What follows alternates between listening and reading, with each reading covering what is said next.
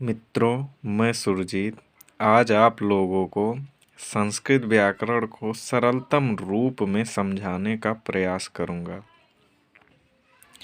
संस्कृत व्याकरण को समझने के लिए सबसे पहले हमको माहेश्वर सूत्र को जानना बहुत ज़रूरी है। ये माहेश्वर सूत्र 14 होते हैं। यह क्वेश्चन ज़्यादातर टेट में पूछा जाता है। अगर प्रश्न आता है कि माहेश्वर सूत्र कितने हैं तो हमको बताना है 14, या माहेश्वर सूत्र का दूसरा नाम भी लेके पूछ सकता है कि पाणिनि सूत्र कितने हैं। तो माहेश्वर सूत्र का नाम पाणिनि सूत्र भी है।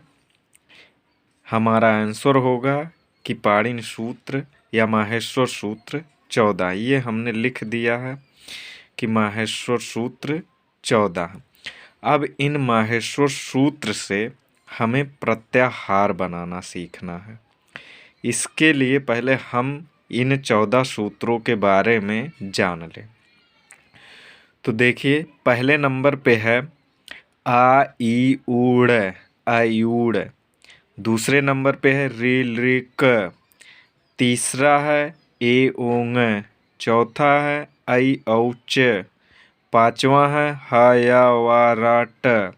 छठा है लाड़। सातवां है या म ङ न म। आठवां है झाभाय। नौवां है घ ढ ध श। 10वां है जा ब गा ड द श। 11वां है ख फ छ ठ थ च ट त व। 12वां है का प। 13 है ससर। और चौथा है, ये हमारे 14 सूत्र हैं। इनको हमने आपको उच्चारण करके बता दिया। और इन 14 सूत्रों में अब आइए देखते हैं 1 से लेकर 4 तक जितने भी वर्ण हैं, 1 से लेकर आयूड़ से लेकर चौथे नंबर तक ऐ औच तक, अर्थात आयूड़, रील ऋक, एओंग और ऐ औच, यहाँ तक केवल स्वर ही हैं। उसके आगे 5वें से 14 तक, अर्थात है व रट से लेकर हल के ला तक, यहाँ तक सारे व्यंजन वर्ण आते हैं। इसलिए कभी कभी ये क्वेश्चन पूछा जाता है कि स्वर कितने हैं और व्यंजन कितने हैं। तो अगर क्वेश्चन पूछा जाता है स्वर कितने हैं तो हमको यही वर्ण गिन लेना। आयूड़ में देखिए 3, ऋलृक में 2, एओंग में 2, ऐ औच में 2। इस प्रकार स्वर 9 हैं। इनमें जो अंतिम वर्ण है इनको गिना नहीं जाता। तो आइए सबसे पहले हम प्रत्याहार बनाना सीखते हैं। प्रत्याहार बनाने के लिए सबसे पहले जो जो वर्ण दिए रहते हैं, जैसे यहाँ दिया गया है कि अड़ प्रत्याहार, हमको ये जानना अड़ प्रत्याहार में कितने वर्ण होते हैं। फिर दिया गया है जैसे अक प्रत्याहार, कि अक प्रत्याहार में कितने वर्ण होते हैं। फिर दिया गया है झस प्रत्याहार, कि झस प्रत्याहार में कितने वर्ण होते हैं। तो इनको जानने के लिए हम सबसे पहले देखते हैं जैसे अड़। ये दिया गया अड़, अड़ में कौन कौन से वर्ण आते हैं, इसके लिए हम देखते हैं कि यहाँ पर सबसे पहला वर्ण आ है। यहाँ पर सबसे पहला वर्ण क्या है, आ है। और दूसरा वर्ण क्या है, ड़ा है। और ड़ा के नीचे हलंत है, इसको हलंत बोलते हैं। तो अब यहाँ देखिए, ये जो आ वर्ण है, इस आ को हम माहेश्वर सूत्र में देखते हैं कहाँ पर आ है। तो पहले नंबर पर आ है, इसको, फिर दूसरे नंबर पे ड़ा है, इसको। पहले नंबर पे आ है तो पहले हम इसकी गिनती करेंगे, फिर बाद में दूसरे नंबर पे ड़ा है तो इसको हम दूसरे नंबर पे अर्थात बाद में गिने। तो पहले आ है तो पहले हम देखते हैं यहाँ पर आ कहाँ। तो हम जाके देखते हैं माहेश्वर सूत्र में कि पहले नंबर पर ही आ वर्ण मिलता है। तो हम आ को ले लिए। फिर यहाँ दूसरे नंबर पे ड़ा है। अब देखते हैं कि ड़ा कहाँ पर है। आ ई ऊड़, और ड़ा ऐसा होना चाहिए जिसके नीचे हलंत हो। तो हम यहाँ देखते हैं कि आ के आगे चलते हुए जाएंगे तो यहाँ पर मिलेगा ड़ा, अर्थात आ और ड़ा। जब आ ड़ा मिल जाएगा तो यहाँ से आ ड़ा के बीच में जितना भी वर्ण आता है इन सबको हम गिन के यहाँ अड़ प्रत्याहार के आगे लिख देंगे। जैसे यहाँ देखिए आ है, आ के बाद ई है, तो हमने लिखा आ, ये पहला वर्ड है, इसको तो हम पहले लिख देंगे आ। फिर क्या है, ई है, तो हम लिख देंगे ई। फिर अगला नंबर है ऊ, तो हम यहाँ लिख देंगे ऊ। अब ड़ा को नहीं लिखा जाएगा।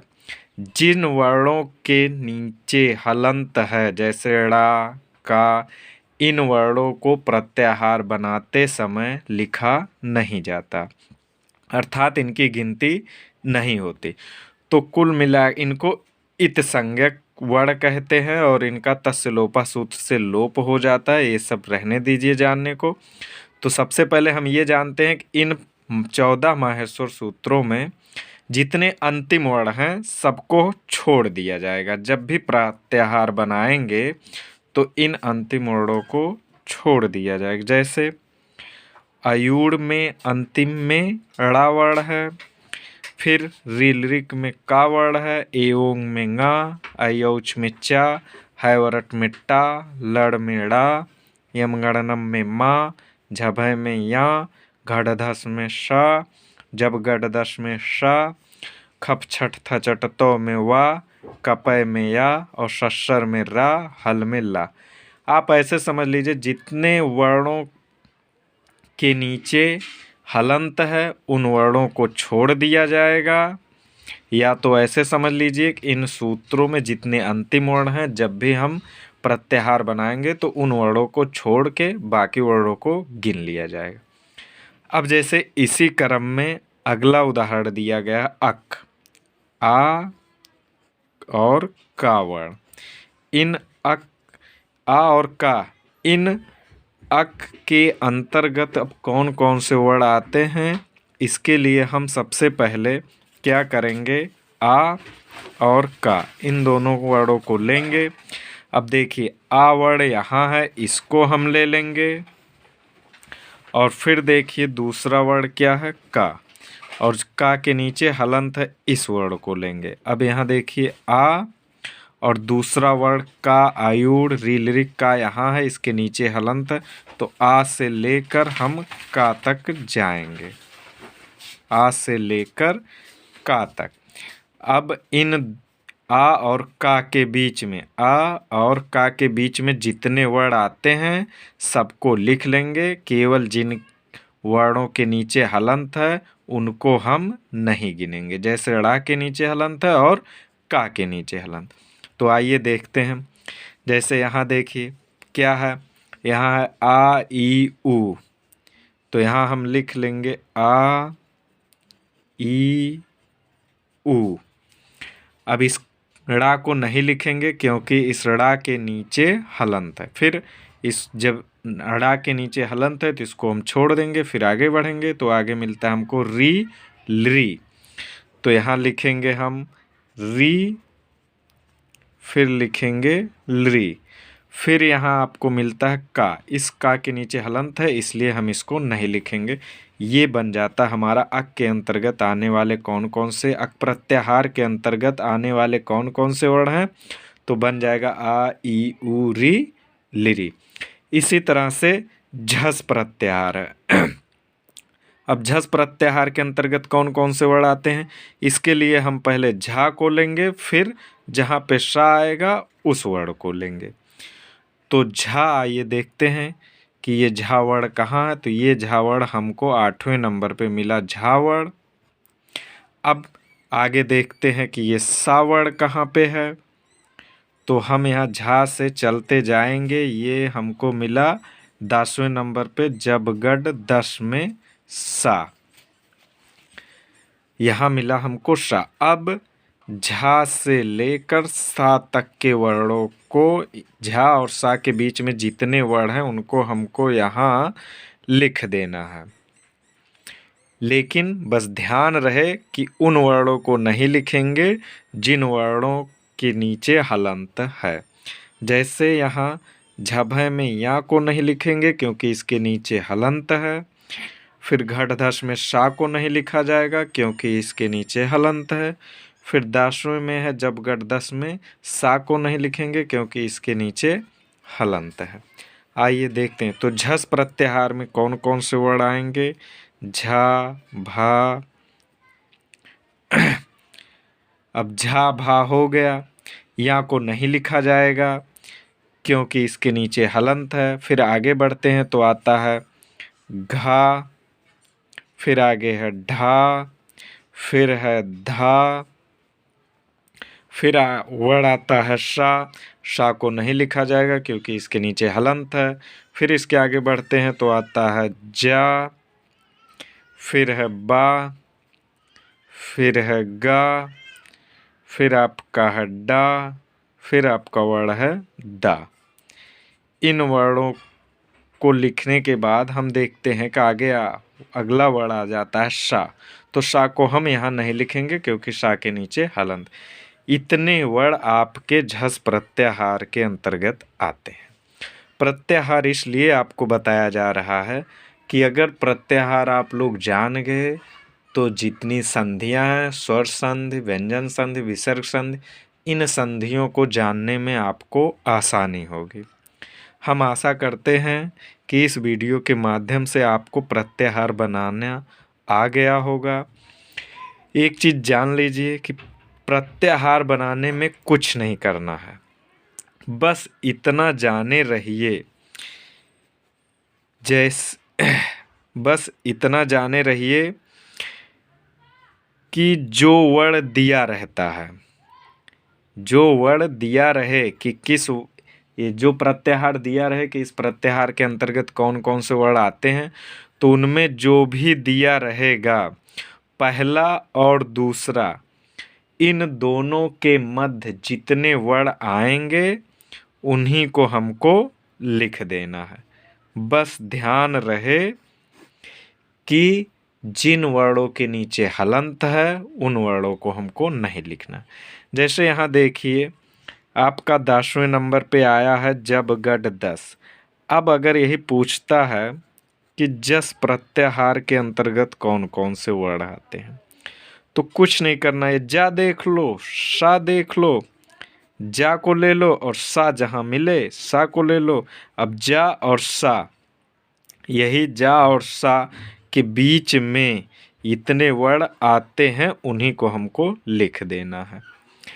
इस जा से लेकर सा तक के बीच में गिनना, अर्थात जा को भी लेके गिनना, अर्थात ये जो जा है इस वर्ण को भी लेके हमको गिनना है। तो यहाँ आ जाएगा जा बा गा डा दा, हो जाएगा जा बा गा डा दा। हमने पहले ही बताया है कि सा को नहीं लिखेंगे क्योंकि इसके नीचे हलंत। तो जिन वर्णों के नीचे हलंत है उनको नहीं लिखा जाए। ऐसे जान लीजिए कि माहेश्वर सूत्र के जो अंतिम वर्ण हैं, माहेश्वर सूत्र में जो 14 सूत्र हैं, इन 14 सूत्रों में जो अंतिम वर्ण हैं इन सबको प्रत्याहार बनाते समय नहीं गिना जाता। अब एक प्रश्न आपके मन में उठता होगा कि यहाँ पर देखिए, यहाँ पर जैसे हमने झस प्रत्याहार को बनाया है तो यहाँ झा के नीचे हलंत दिया है और यहाँ झा के नीचे हलंत नहीं है। तो बस संक्षेप में इतना जान लीजिए कि जो ये हैं ये व्यंजन हैं। ये क्या हैं? व्यंजन हैं। ये उच्चारण के लिए यहाँ हलंत नहीं दिया गया है, जबकि ये व्यंजन है। आप लोग जानते हैं ये हलंत का मतलब होता है शुद्ध व्यंजन। हलंत का मतलब होता है शुद्ध व्यंजन, और बिना स्वरों की सहायता से व्यंजन को हम उच्चारित नहीं कर सकते। अगर ऐसे लिखा है झा तो हम इसका उच्चारण नहीं कर सकते, और माहेश्वर सूत्र में उच्चारण करने के लिए हम देख रहे हैं हलंत को हटा दिए हैं। तो एक चीज़ और जान लीजिए अब प्रश्न आ गया है तो ये भी जान लीजिए कि जैसे झा है, इस झा का मतलब होता है केवल झा, और अगर इस तरह से झा दिया गया है, हलंत नहीं है, तो इसका मतलब है यह झा और आ से मिलकर बना है। जैसे कावड़ को ले लीजिए, ये कावड़ किन किन वर्णों से मिलकर बना है?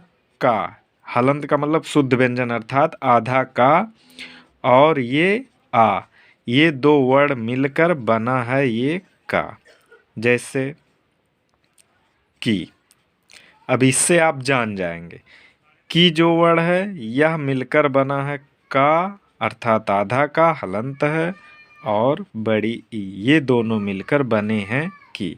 इसी तरह से जब भी दिया रहे, अगर ऐसे दिया है का, चाहे माँ चाहे जा, जो भी हो, तो इसका मतलब इसका और माँ जा में कोई ना कोई स्वर है। तो यहाँ देखिए कोई चिन्ह नहीं है, तो इसका मतलब इसमें आ है। अगर बड़ा आ हो तो इसका मतलब बड़ा आ का चिन्ह ये होता है, इसका मतलब इसका में बड़ा आ है। और अगर आप देख रहे हैं ये दिया है ऊ की मात्रा छोटा ऊ, तो इसका मतलब इस माँ में छोटा ऊ है। जब इसको हम अलग करेंगे तो इसको इस तरह लिखें, आधा माँ और ऊ, ये दोनों मिलकर बन जाता है मुँह। ये बहुत ज़रूरी है जानना। अगर ये जान लिए आप वर्ण कैसे कैसे बना है और प्रत्याहार, तो आपको संधि करने में कोई भी कठिनाई नहीं होगी। और इसके बाद भी अगर आप लोगों को समझ में नहीं आता है तो आप हमसे संपर्क करिए, हम इसका निदान अवश्य करेंगे।